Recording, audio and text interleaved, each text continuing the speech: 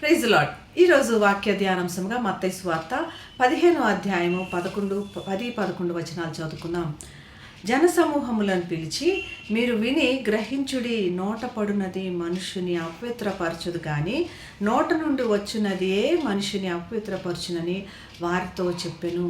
యేసు ప్రభు హెచ్చరిస్తున్నాడు. ప్రేమ ఎక్కడ ఉన్నదో అక్కడ హెచ్చరిక ఉంటుంది. నేను ఎవరు హెచ్చరించట్లేదు అంటే అది నీ పరిసరాల్లో నీకు ప్రాముఖ్యమైన ప్రదేశం కాదు. నిన్ను హెచ్చరిస్తున్నారు అంటే నిన్ను ప్రేమిస్తున్నారు అన్నది గ్రహించాల్సిన అవసరం. యేసు ప్రభు మీరు గ్రహించండి అన్నట్లుగా వాళ్ళకి ఒక హెచ్చరిక తెలియపరుస్తున్నాడు. పరిశుద్ధత మనకి ఆచారంలో నుంచి రాదు. మనం పరిశుద్ధంగా ఉండడం చాలా అవసరం. అది ఆచారముల్లో నుంచి రాదు. ఆచారములు దేవునికి దగ్గరగా ఉండడానికి ఒక మార్గం, కానీ అవి పరిశుద్ధంగా మనల్ని ఉంచలేవు. తినడము, తాగడము, ధరించుకోవడము, ఈ విషయాలు పవిత్రతను ఇవ్వలేవు. కానీ వారు దేవుని ఆజ్ఞలను వారికి అనుగుణంగా వక్రీకరించి మరి ఆచారములతో కూడిన పరిశుద్ధత ఆచరిస్తున్నారు. యేసు ప్రభు హెచ్చరిస్తున్నాడు. ఈరోజు మనకు కూడా ఒక హెచ్చరిక. లేదా మన యొక్క రొటీన్ జీవితంలో పడిపోయి అదే పరిశుద్ధత అనుకుంటున్నామా? మరి యేసు ప్రభు చెప్తున్నది మన చెవులు వింటున్నాయా? మనం గ్రహించగలుగుతున్నామా? ఆచారముల్లో నుంచి బయటకు రావడానికి ప్రయత్నం చేద్దాం. యేసు ప్రభు చల్లనైన మెల్లనైన హృదయంలో నుంచి మనతో మాట్లాడుతున్నాడు. ఆ స్వరం వినగలుగుతున్నామా?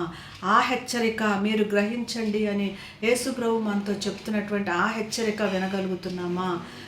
శిష్యులు కేవలం చేతులు కడుక్కోలేదని వారిని దూషిస్తున్నటువంటి పరిస్థితి చూస్తున్నాం. మీరు అపవిత్రులు అని చెప్పి వారికి ఒక ముద్ర వేయటం మనం చూస్తున్నాం. యేసు ప్రభు చెప్తున్న మెల్లనైన చలనైన స్వరము, మీ ఆచారములు కాదు, మీ హృదయంను భద్రంగా పదిలంగా చూసుకోనండి అని. హృదయంలో నుంచి వచ్చే దాని గురించి చెడ్డ మాటలు, ఈర్ష్య, ద్వేషము, లేదా ఇతరుల గురించి మరి సరైన అపోహ లేకపోవడం, వీటిల్లో నుంచి బయటకు వస్తున్నామా లేదా అన్నది. మన ఆచారములు మన పవిత్రతకి అడ్డం రాకూడదు. మనల్ని గ్రహిస్తున్నారా అని చెప్తున్న పిలుపు మనం వినటానికి ప్రయత్నం చేద్దాం. అటువంటి కృప దేవుడు మనందరికీ దయచేయనుగాక. ప్రార్థన చేసుకుందాం.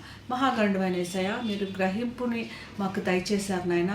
దాన్ని మేము ఎప్పటికప్పుడుకి ప్రభా ఉజ్జీవింప చేసుకుని తప్పుని గ్రహించుకొని మా పవిత్రతతో మేము కాపాడుకుంటూ నీకు ఇష్టమైన జీవితం జీవించడానికి సహాయం చేయండి. నీ పరిశుద్ధాత్మని సహాయము, కాపుదల మాకు అందించమని యేసు నామమున ప్రార్థిస్తున్నాం తండ్రి. ఆమేన్. Have a blessed day. God bless you.